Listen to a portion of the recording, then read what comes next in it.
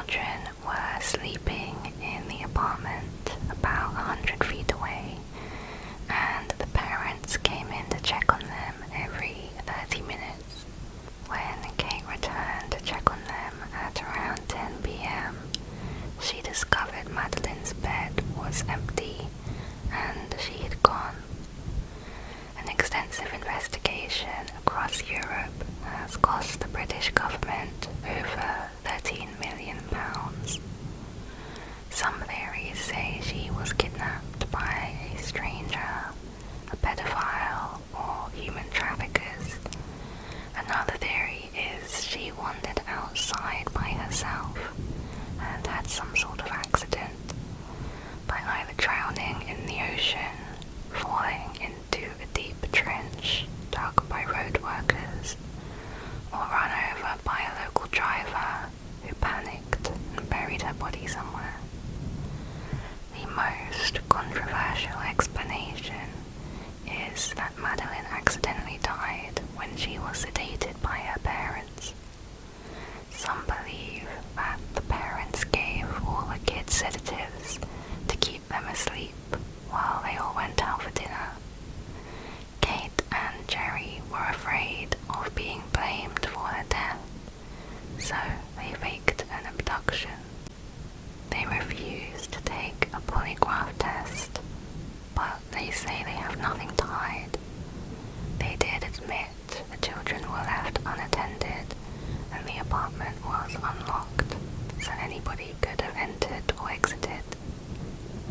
10 months after Maddie's disappearance, the McCanns were losing hope in the Portuguese police's handling of the case, so they hired a team of ex-MI5 detectives to run a parallel investigation. Their report focused on a sighting by an Irish family, the Smiths, who saw a man carrying a child at about 10 p.m. the day Madeleine went missing. The team travelled to Ireland to interview the family and produced 𝐬𝐬𝐬𝐻𝐿𝐻s of the man they saw. Their report said the Smiths were helpful and sincere, and concluded the Smith sighting is credible evidence of a sighting of Maddie and more credible than Jane Tanner's sighting. This refers to a different sighting of a man seen at 9:15 p.m. by Jane Tanner, a friend of the McCanns who was with them at the bar. She saw a man carrying a girl just yards from the apartment as she went to check on her own children. But this was dismissed by the MI5 team after serious inconsistencies were found in her evidence. Their report also raised questions about anomalies in the statements given by the McCanns and their friends. One explanation could be that they were all more drunk than they would like to admit. Jerry and Kate felt the detectives were being overly critical of them and their friends. Maybe they thought the report painted them in a bad light, and so they buried it. For 5 whole years, all the information the private team had collected was suppressed by the McCanns, who threatened legal action against them if they reported their findings. This was crucial information, and if the police had not asked for the report in 2013, the McCanns would likely never have released it. As well as questioning the McCann story, the reports contained information about Madeleine's sleeping patterns and raised the possibility that she could have died in an accident after leaving the apartment herself from one of the 2 unlocked doors. There was also an uncomfortable complication with the Smith's account. Mr. Smith had originally told the police that he recognized something about the way Jerry McCann carried one of his children, which reminded him of the man he had seen in prior Toulouse. But Smith has since said that he does not believe the man he saw was Jerry. Next is Amelia Earhart. She was the first female aviator to fly solo across the Atlantic Ocean in 1928. Amelia continued to reach new heights and set records. In 1937, at nearly 40 years old, she was ready for a final challenge. She wanted to be the first woman to fly around the world. On June 1st, Amelia and her navigator, Fred Noonan, departed from Miami. Over the following weeks, they made various stops to refuel before reaching 𝐦𝐢𝐬𝐬𝐬𝐬 on June 29th. From here, they had 7,000 miles left to go. Their next stop was Howland Island, which they departed for on July 2nd. This flight was expected to be difficult to navigate, since the maps were often inaccurate, and also the island was tiny, at half a mile wide. It didn't help that the weather was cloudy. Amelia was in contact with the US Coast Guard and asked them to take bearings on her. They sent transmissions, but she could not hear them. Her radio transmissions were faint or interrupted with static. At 7:42 a.m., the Coast Guard picked up her message. "We must be on you, but we cannot see you. Fuel is running low. Been unable to reach you by radio. We are flying at 1,000 feet." The Coast Guard tried to reply, but she didn't seem to hear. At 8:45 a.m., Amelia reported, "We are running north and south," and that was the last message they heard from her. One theory is the plane crashed about 100 miles from the island, and an extensive ocean search was undertaken to find Amelia and Fred. However, after 2 weeks, the operation was called off, and the pair was declared lost at sea. The official report by US government is that they had crashed into the Pacific Ocean. 2 more searches were carried out to no avail. Another main theory is that Amelia may have actually landed safely on another small island called 𝐦𝐤𝐿𝐻𝐻. The reasoning is that in one of her final radio transmissions, Amelia said, "We are on the line 157337. The Coast Guard received this but could not locate her from the signal. However, if Amelia was correct, this means that she was traveling along a path where one direction would lead to the vast ocean and the opposite way would lead to 𝐦𝐤𝐿𝐻𝐻 Island. Over the next 10 days, radio operators received 121 messages. At least 57 of those could have been from Amelia's plane, though it could not be confirmed.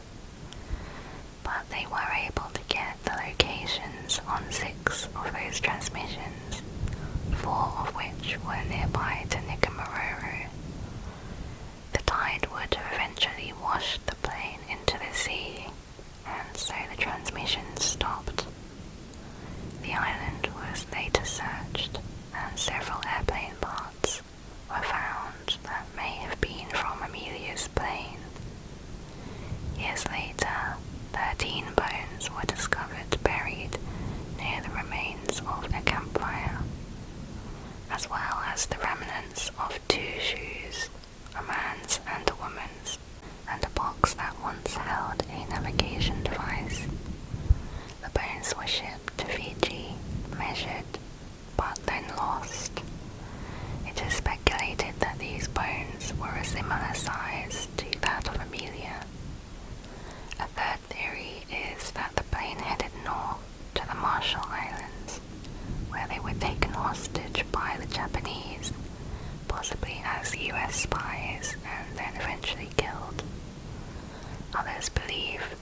survived and returned to the US under new names for security reasons. There are many verbal testimonies that Amelia and Fred landed on the tiny Marshall Island of Millie, but others believe this theory is not plausible because the Marshall Islands were too far away for them to reach with the amount of fuel they had left. Okay, next up is Malaysia Airlines Flight 370. Another missing airplane flight, but this time much more recent. The disappearance of the Malaysia Airlines Flight 370, carrying 239 passengers and crew, is one of the world's biggest aviation mysteries. The plane took off on March 8, 2014 at 12:41 a.m. from Kuala Lumpur and headed for Beijing. The plane was going the usual route, about to enter Vietnamese airspace over the South China Sea, when at 1:21 a.m. the communications to air traffic control was switched off. The final message from the cockpit was "Good night, Malaysian 370. A few minutes later, the plane had turned around, flying back towards Malaysia. The Malaysian military radar was tracking it, but lost the signal at 2:22 a.m. with the plane over the Andaman Sea. A satellite in orbit over the Indian Ocean received hourly signals from Flight 370 and last detected the plane at 8:11 a.m. Based on the final signal, although the exact location couldn't be pinpointed, it was concluded that the flight crashed in the remote part of the Indian Ocean, 1,500 miles southwest of Australia. It was extremely unlikely that anyone on board survived. The first piece of debris was found over a year later, in July 2015, when part of the right wing was discovered on a beach on the French island of Réunion. In 2017, the Malaysian government called off the searches. Its final report said it was unlikely to be mechanical malfunction, and the change in flight path was done manually. However, investigators could not determine why Flight 370 disappeared, and the government has been accused of not releasing all their information. Malaysian air traffic control was found to have violated procedures, as it was over 5 hours before they sent a distress signal alert for the missing plane. Theories ranged from mechanical failure to pilot suicide. Hijacking was ruled out since no group claimed responsibility, and it's unlikely they'd choose to fly to the southern Indian Ocean. The fact that signals had been switched off from inside the aircraft suggested suicide by one of the crew. However, the behavior of the captain and crew prior to the flight did not seem suspicious.